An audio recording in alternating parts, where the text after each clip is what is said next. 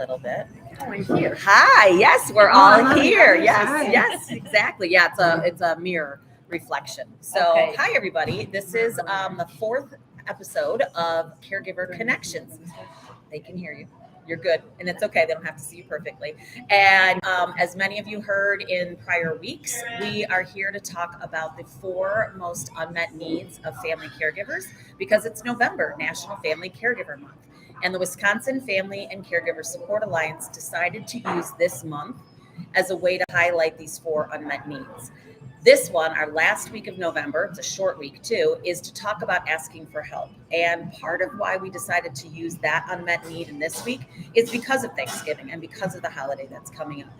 In our planning meetings, I said, I think it might be a great idea to make that last week a time to talk about how to ask for help because folks will be around family and friends in a matter of hours, days. And I asked my baristas here at Starbucks, is there family there that you like? And she said, yeah, and then there's family that's a little tough, right? So that's going on for all of us as we're walking into Thanksgiving, is knowing that there's just a lot of different feelings that come with the holidays. But when you're a family caregiver, I think it's extra loaded. And I think it's also one of the times where we think about our life compared to our family members, our friends, our neighbors.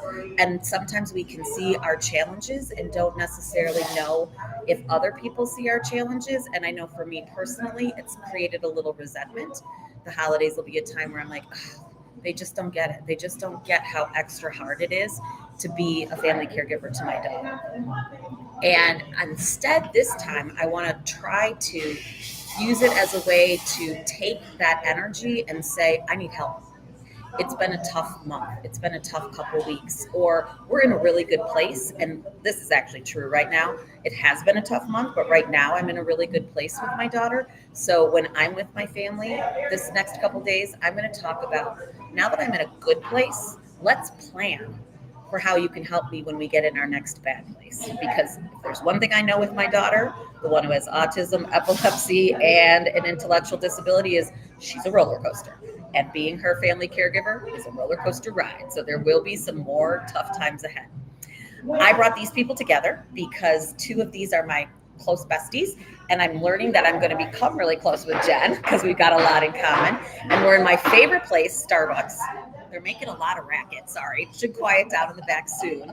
But I thought this would be a place to have kind of a more intimate conversation about unmet needs, right? And about particularly asking for help. So I'm going to have each of them introduce themselves and just tell you a little bit about who they're caregiving for and why they came here today to help us out.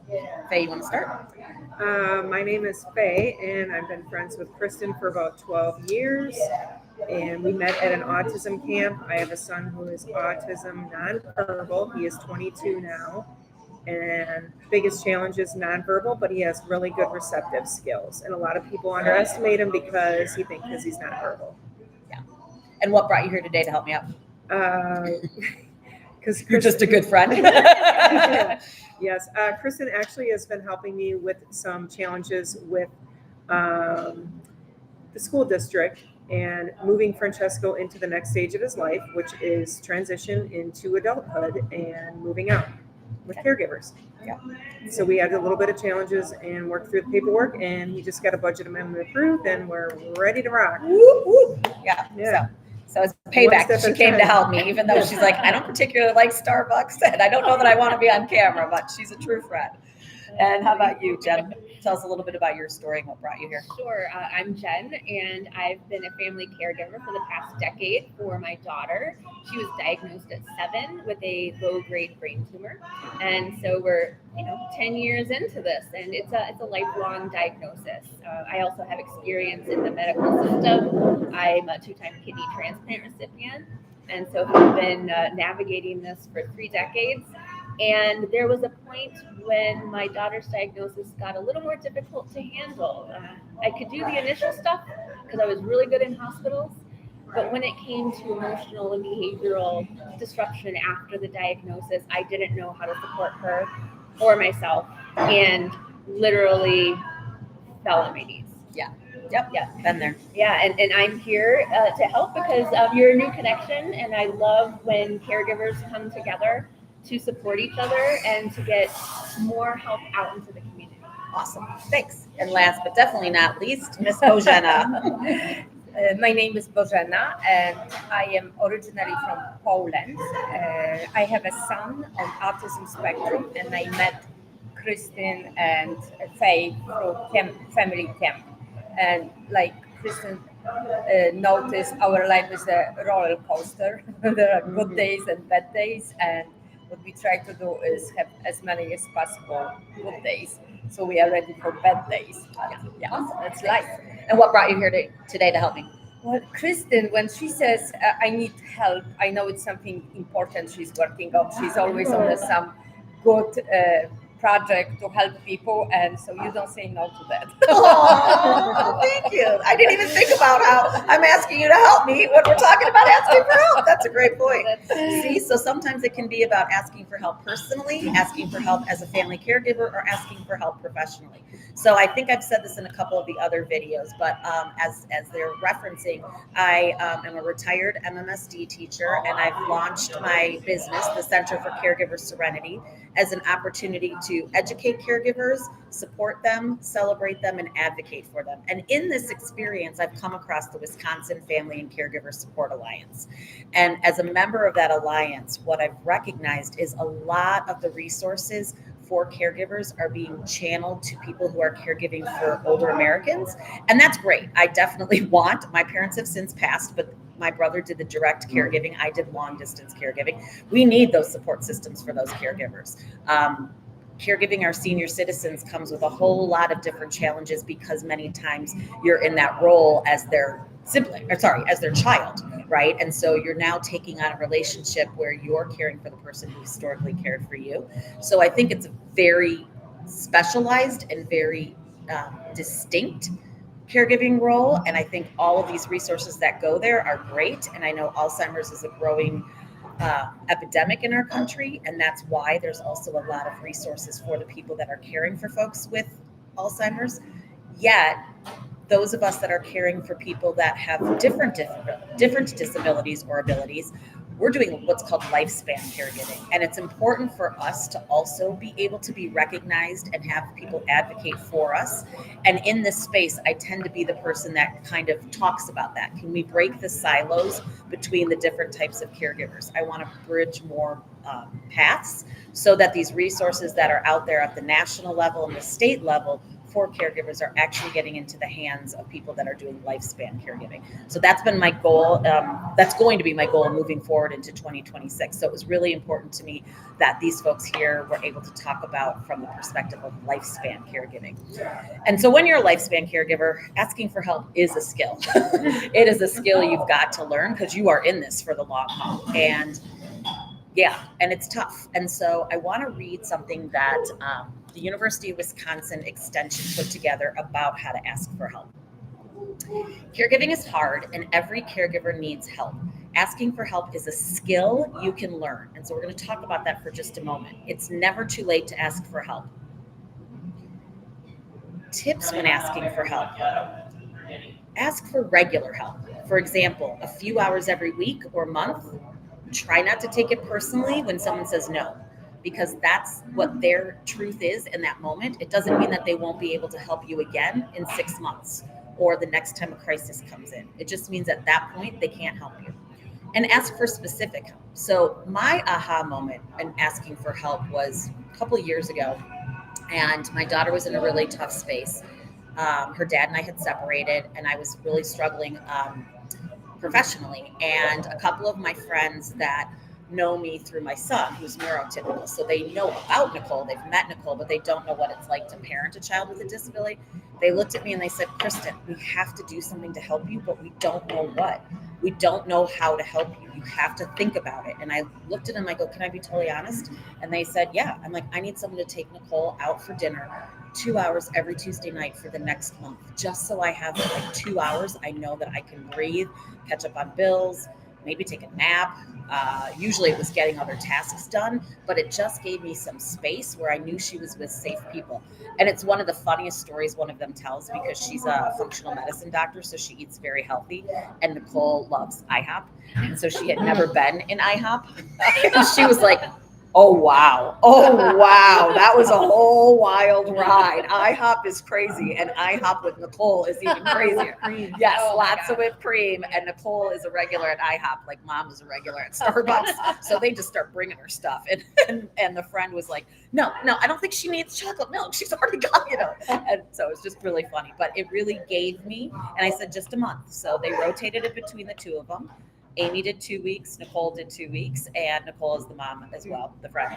And it just made all the difference. And then I said, you guys, I don't need any more after this. Thank you for just giving me that little release valve. And so I'm curious if you guys have any, like this first question, do you have any aha moments when asking for help worked or taught you something? I can speak about my experience when my son was younger. The hardest for me was to ask his sibling, his brother, Uh-huh. to help, because I felt like, oh, I already don't give him enough attention, and now to ask something out of him, Mhm. it's just too much.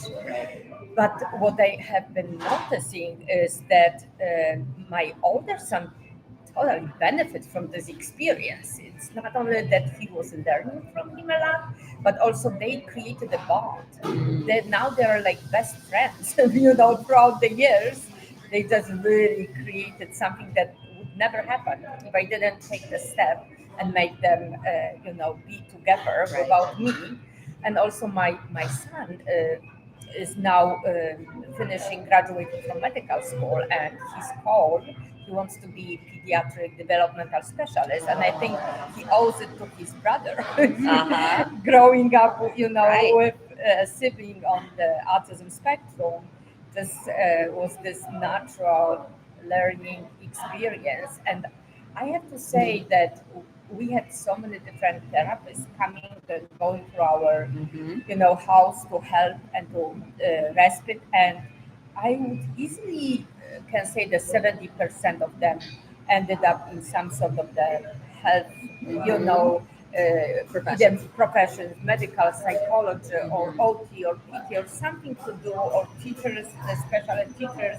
And I think it was my son that influenced. So Yeah. there was the aha that it's not only helping me to stay sane and have Mhm. energy to be a mom, Yep. but also I have all of those people coming through, Yeah. our Yes. And getting touched by Yeah. your son and So, your yeah. family. That's So I awesome. think that was my aha. Yeah, I love Don't it. feel guilty. Yeah, They exactly. benefit No, from this. right. It's a ripple effect. Yes. Ooh, I'm getting chills, right? It's like Absolutely. I call these truth bumps. Right. So it means that, yeah, really that opportunity that you're giving other people to figure out kind of their own path and journey. You're doing that, Alan's doing that, and it's just great that you opened up your family that way.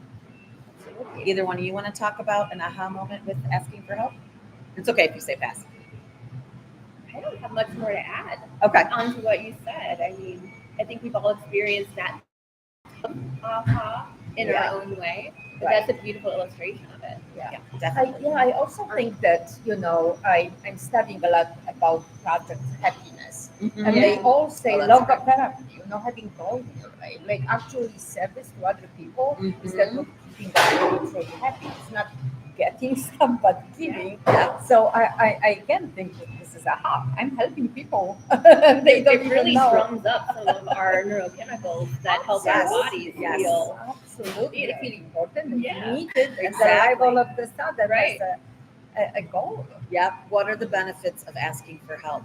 People feel good when they are asked to help out and they get that There chance. you go. Yeah. You know, Yeah. it's Yeah, true. yeah. I've had many people say to me, I feel when you try to do it all yourself, especially my siblings, when you try to do it all yourself, you're not giving me the opportunity to actually help out. And so then I'm kind of robbed of that, where I want to have a relationship with my niece. I want to have a relationship with you where I'm actually helping you, our older sister. And so can you please just stop thinking you have to do it all and find a way to give me that opportunity to help out? Because I want to. And I'm like, okay. And isn't it cool that it's not just like feel good, it's like actually physiological Yeah. Yeah. Yeah. that people experience it. It's the like chemistry in our brain. Yeah, it's incredible. Yeah. Yeah. And that it affects their future. I love that too, that they go into the career. So, So can I do an aha? yeah, I love Yes. My aha is Kristen. Oh. And we've been friends for 13 years or so, but I don't think I've ever really reached out and said, I need you to do this. I've never asked her really for any help. We get together, go out, do whatever, but never any help. So Francesco is in the school system right now. He's transitioning out into his own place. And we were in the school system, and now they were giving me a hard time with moving forward.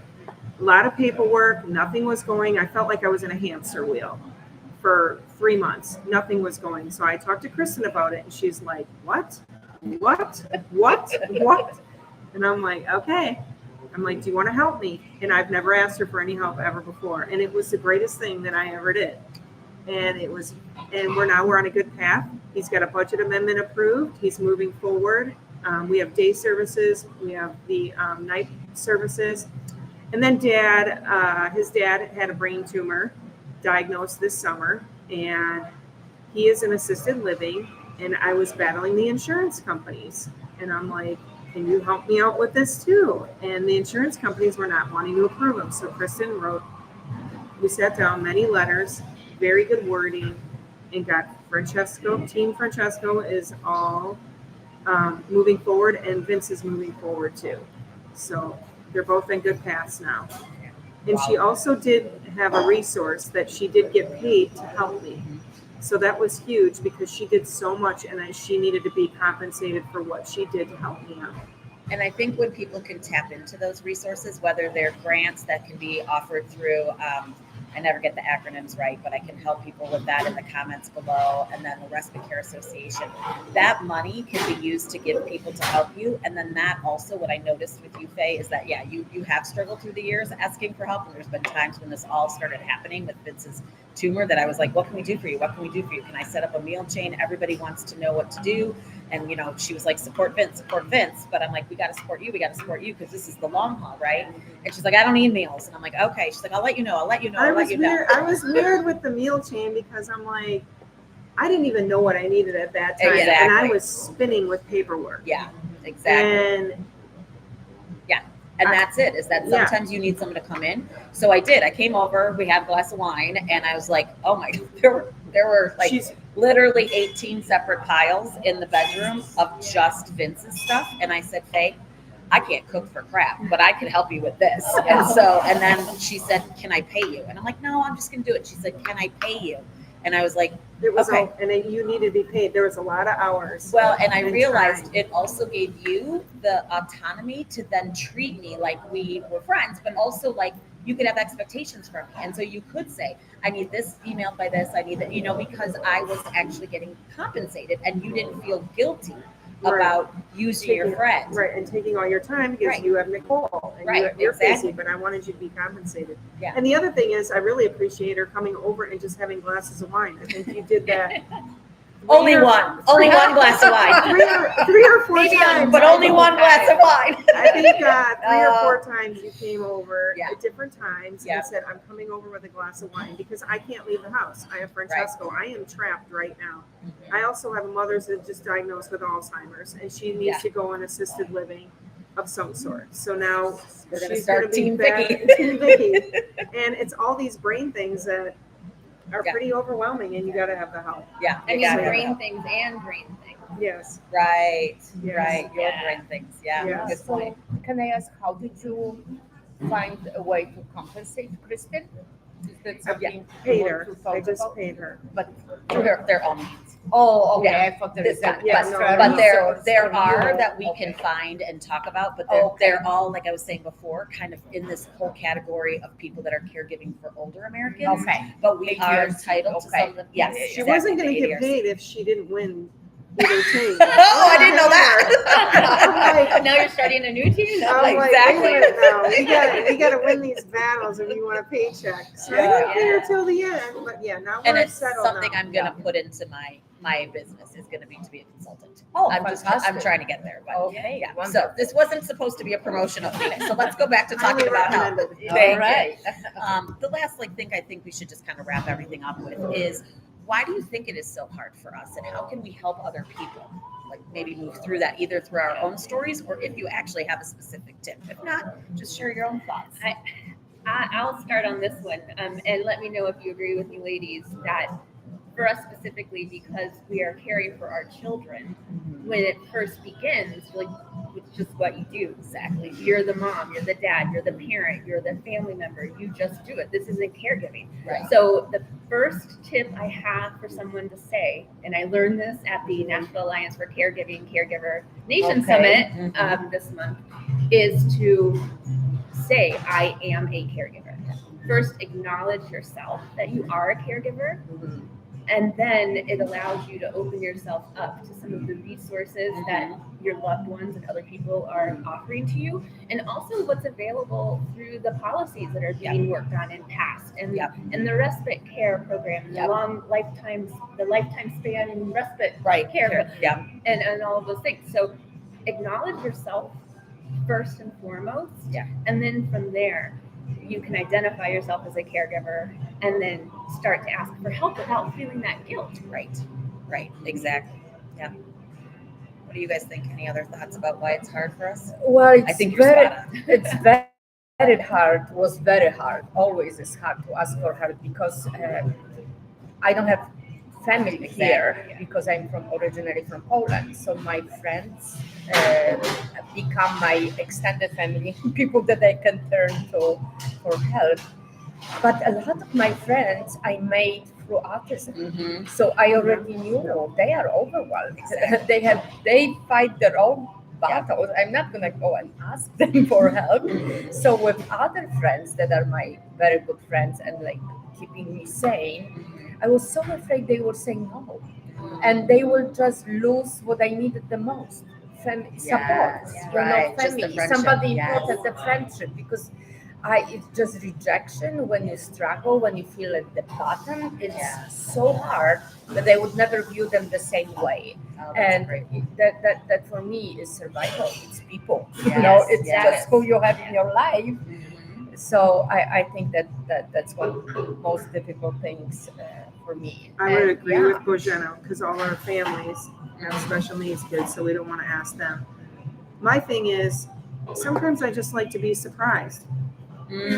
Just somebody bring a basket of food over, or somebody bring some wine and have a drink, or even though I can't get out right now, or hey, Francesco and Nicole, you want to go get McDonald's, like it's that just knowing that, let's do it, the surprise part of it, because sometimes I don't even know what I need. That's like one of the biggest things. Maybe a cleaning lady. Is that we don't know. But I have type A personality, so that's where the You'd other be cleaning for part the comes cleaning lady, and you'd be cleaning after the cleaning lady. I have one more thing that came off of your share, if you don't mind me sharing, is when we're at it, and you kind of found a way to navigate that. But a lot of people that I've worked with, I support caregivers, is that they have asked for help and then they've been disappointed with the help that they've received. So another tip I guess I have is to be sure that you set some expectation, because no one is a mind reader. So if you don't let them know what you're expecting, there's no way they can meet that, and then the resentment comes, and then the disappointment comes, and then the relationship tension comes. And so, but I like that you like the exact opposite. You're kind of like, no, bring me some joy in my life, bring me a surprise. So that's a really cool kind of just because everybody's schedule is busy, crazy. So or call and say, hey, I got something for you, I'm dropping it off. What's a good time? Then I don't have to think about it. I don't have to be like, oh, what do like meals? Meal trains. Yeah, exactly. That is the problem with the structured meal trains. And just another thought about autism and caregiving. Families struggle. It's like marriages. A lot of end up divorced, a lot of separated. It's just such a burden on your family and so much stress. And I remember my husband saying, maybe you will help your son, but our marriage, you're not helping our marriage. So I was like, oh my God, what do I do now? More. So I really felt autism is a long, lifetime disability. Yeah. I need my husband. Yeah. I need a partner. I Exactly. can't do it myself. Yeah. Maybe Exactly. some people can do it, not me. Yeah. Yeah. I'm too I weak can't. for this. Yeah. This is too much. So, I invested in my relationship with my husband Yeah. by asking people for help. Yes. And Exactly. I did what you said. I said, I keep my son safe. Mhm. Just Yeah. for 2 hours. Right. Not much expectation. Just make sure he's not running. That I will find him in the same condition. Right. Yeah. Exactly. That I leave him. Right. Kristen, we talked the other day, and you made a comment about Nicole having caregivers, and you were like, it's okay if they just sit down and take Paid a break caregivers. for a minute. Yeah, Yeah. sit down and take a break, or she's safe, she's this, she's that. And it might not be perfect, but she's safe and she's okay, and she has a person there to help her. And that's somebody who's helping. And that's where Yeah.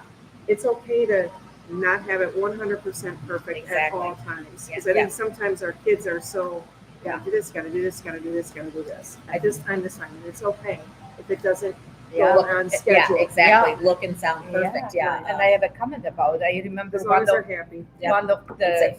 girls that therapists that said, "Oh, I can do respite for Alan, no problem. But would you agree if I bring my boyfriend?"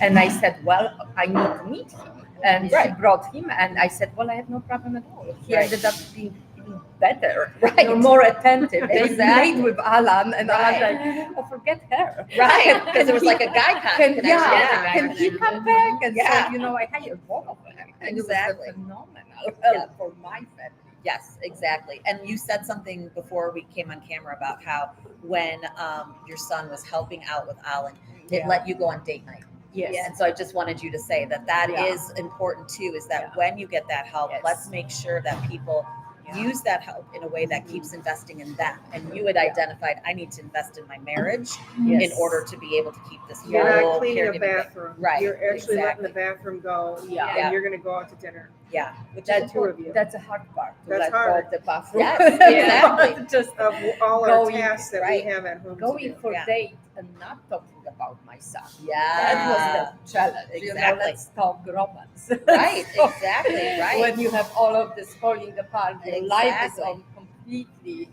in pieces, Right. and you're trying to put together your marriage. Yeah, exactly. No, I think Because we're that's planning for a long time. right. I think that's really valuable. It's kind of a psychobabble word, but we say reframing. Yes. And so I really like two things that you've said, all of you have said, is that idea of reframing asking for help as it might be that you're just being my friend, right? So you didn't want to ask for a specific task from some of your friends because you were afraid they were going to say no, and that was going to change your whole relationship with them. So if we reframe that just by being your friend and being someone who doesn't live autism, doesn't speak autism, Yes. is actually a form of help too. Yeah. Right. But we don't think of it. I don't always think of it that way because No. I think help means you're taking her off my hands, you're Yeah. bringing a meal, you're cleaning my bathroom, you're, Yeah. whatever it is. And so I think it's just good for us to really look at what is help, what help do we need, and how to just accept it gracefully. All right. Any final comments? This was a great conversation, you guys. I really appreciate you all. I have one final comment. It's Thanksgiving, and I got invited to 2 places, and that makes me so happy because Dad was the big cook with this Thanksgiving, and it's not going to happen, so we get to go out. But we're still going to cook a little bit. Yeah. So it's just going to be a little bit different, but it'll all be good. So happy Thanksgiving. Exactly. Happy Thanksgiving. Happy Thanksgiving. Happy Thanksgiving. I'm thankful for all of you guys. And I just want to take a couple moments to also say that I'm thankful to the Wisconsin Family and Caregiver Support Alliance. Many of these people have become friends now, as well as colleagues. They're doing an amazing job supporting me and supporting other family caregivers. Look for more announcements from us about caregiver awareness raising campaigns we're going to be doing in 2026.